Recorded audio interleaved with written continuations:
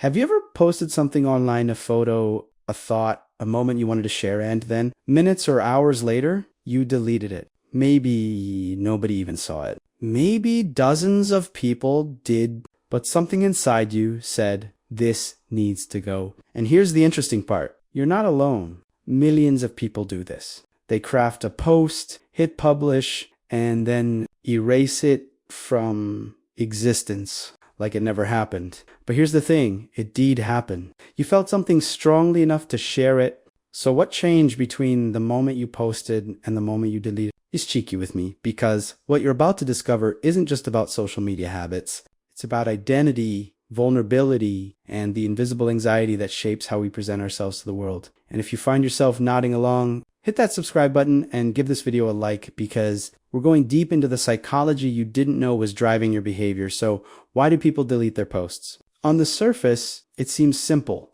Maybe you got embarrassed. Maybe you realized it wasn't funny. Maybe you overthought it. But psychologists will tell you there's something much deeper happening here. And it reveals something profound about how you see yourself and how you think others see you. Let me break this down. Explanation number one, the exposure hangover for some people.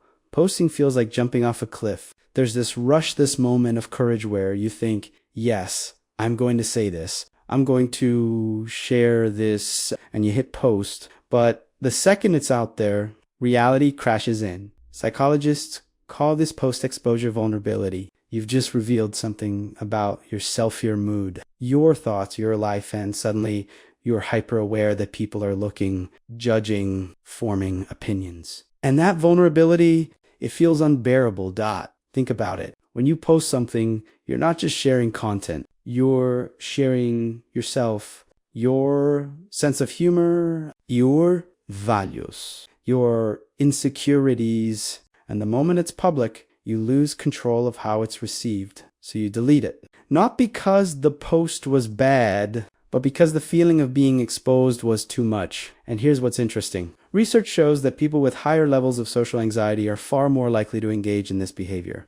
They experience a wave of panic about how they'll be perceived, and retract before the damage real or imagined can be done. It's not impulsive. It's protective. Explanation number two. The validation gap but for others. It's not about exposure. It's about response. Let me ask you this. Have you ever posted something expecting a certain reaction, likes, comments? Sharzan, when that didn't happen fast enough, you deleted it. This is what I call the validation gap. And it's brutal. Here's how it works. You post something and in your mind, you have an expectation. Maybe you think it's funny or insightful or visually appealing. You imagine people will engage with it. But when the first few minutes pass, and nothing happens, or worse, when the response is lukewarm, you interpret that as failure. And that failure, it doesn't just sting. It confirms a deeper fear. I'm not interesting enough. I'm not funny enough. I don't matter enough, so you delete the post. Not because you changed your mind about the content, but because you can't tolerate the evidence that you weren't as impactful as you hoped to. B, psychologists studying self-determination. Theory have found that humans have a core psychological need for competence and recognition. When we don't receive that recognition, especially in environments designed to quantify it, like social media, we experience what's called ego depletion. We feel diminished. And deleting the post, that's damage control. It's saying, if I erase the evidence, maybe I can erase the feeling. But here's the twist. The feeling doesn't go away. It just gets internalized.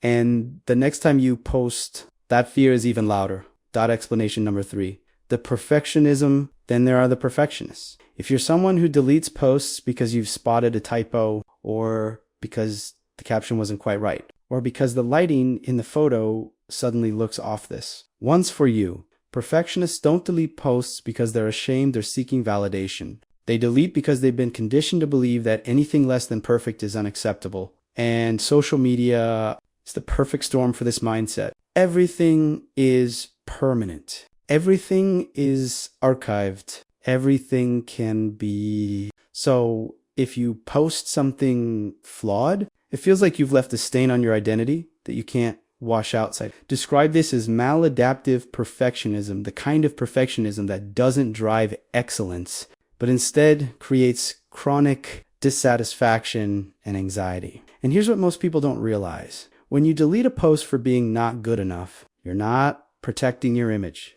You're reinforcing the belief that you're only acceptable when you're flawless. That's self-erasure. Explanation number 4, the identity crisis, but let's go deeper. Because for many people, deleting posts isn't about anxiety or validation or perfectionism. It's about who they're trying to be. Let me explain. Every time you post something, you're making a statement about your identity. You're saying, this is who I am. This is what I care about. This is how I see the world. But what happens when you're not sure who that person is yet? For people in periods of transition, whether that's adolescence, a career change, a breakup, or a deeper existential shift, posting online can feel like committing to an identity you're not ready to claim, so you post something. And then you think, wait, is this really me? Or am I performing a version of myself I think people want to see? And that question, so you delete the post, not because it was wrong, but because you're not sure it was true.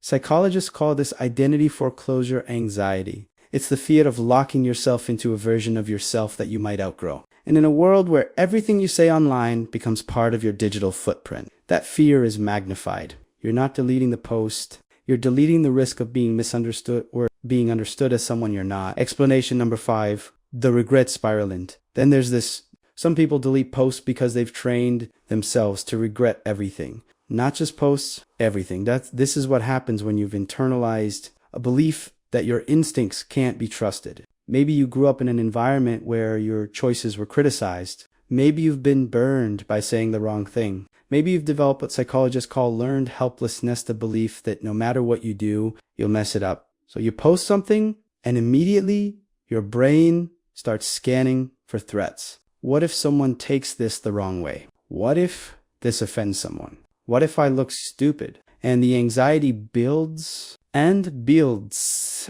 until the only way to quiet it is to delete. But here's the thing. The regret doesn't come from the post itself. It comes from the belief that you're fundamentally incapable of making good decisions. And that belief, it's not about social media. It's about how you see yourself in the world. And here's where it gets really interesting, because all of these explanations, exposure, validation, perfectionism, identity, regret, they all share something in common.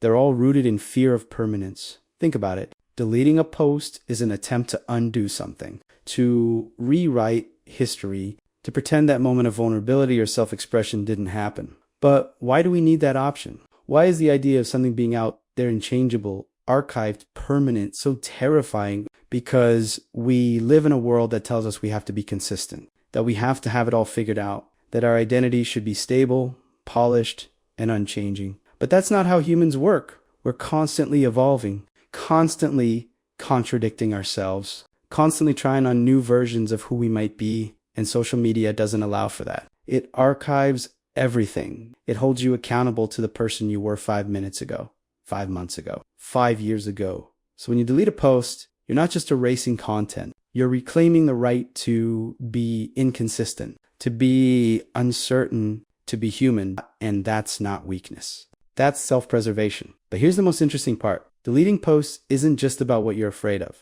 It's about what you're protecting. For some, it's protecting your image at a curated version of yourself you've worked hard to maintain. For others, it's protecting your peace, the sense that you don't owe the world access to every thought or feeling you have. And for many, it's protecting your future self, the person you're still becoming, who might look back on this post and cringe. None of that is wrong. But it's worth asking yourself, what am I protecting myself from? And at what cost? Because every time you delete a post, you're making a choice. You're choosing safety over expression, control over vulnerability, perfection over authenticity. And the more you do it, the more you reinforce the belief that the real you thought, unedited, uncertain, imperfect you isn't worth sharing. So here's the real question. What would happen if you didn't delete the post? What if you let it exist, flawed and human and honest? Maybe nothing would happen. Maybe nobody would care.